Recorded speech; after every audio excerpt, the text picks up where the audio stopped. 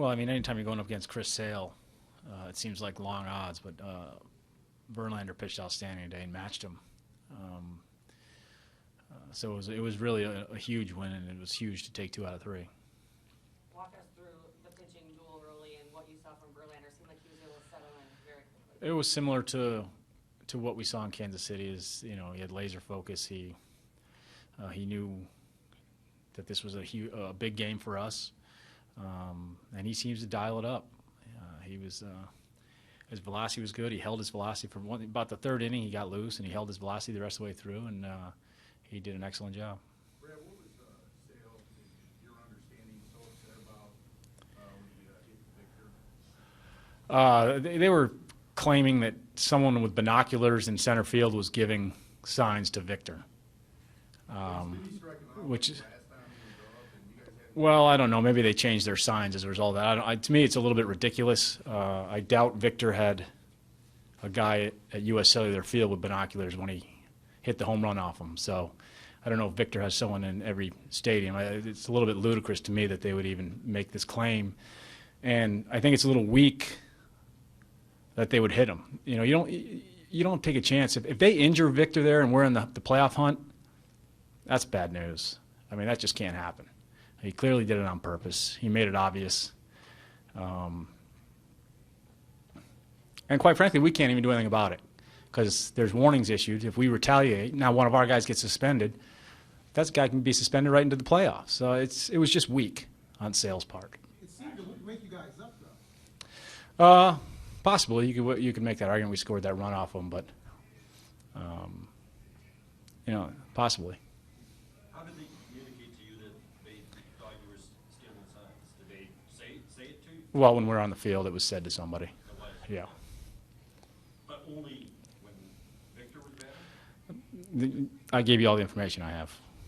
I don't. Can you talk about Justin a little bit in terms of, obviously this regular season's over now, and record-wise, ERA-wise, all those things that he used to dominate, that's not dominating, and yet he's still got to be considered a great pitcher, and he seems to have sort of, changed to be like a money pitcher now, in postseason perhaps. Is there a new criteria perhaps to judge Justin by as he gets older? Well, I mean, I think this was certainly a down year for Justin. I think next year will be much better all the way through.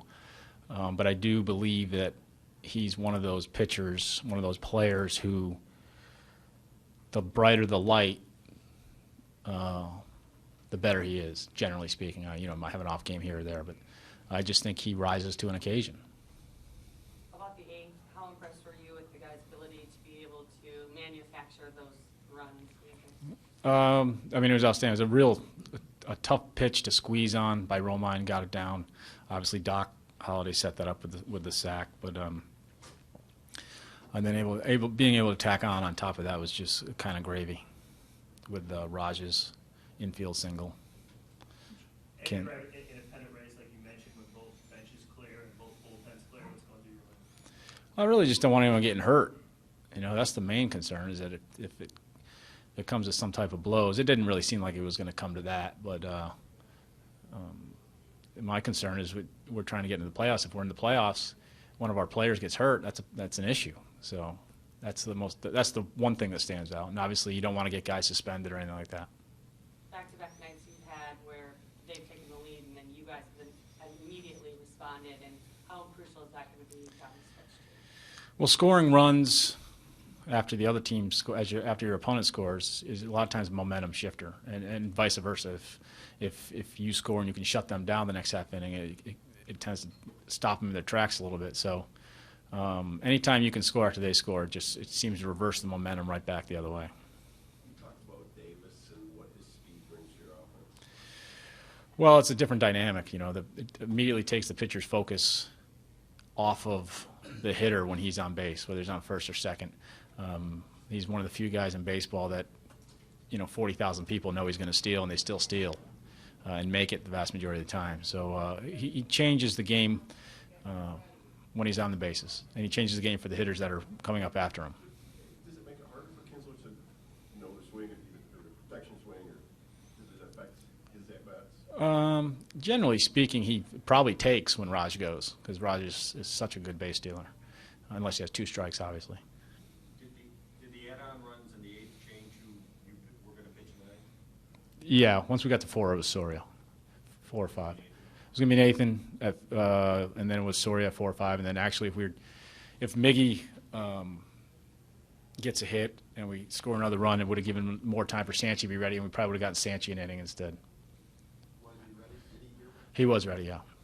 Brad, because we can hear the anger in your voice, and I'm sure the team felt the same way. Did you get a kick out of Kinsler holding up binoculars to his eyes when he got to second base? I didn't notice it, actually. Brad, you said the goal obviously is to win the division, but you give your teams an opportunity to celebrate a potential wild card berth if it happens tonight. No, the goal is to win the division.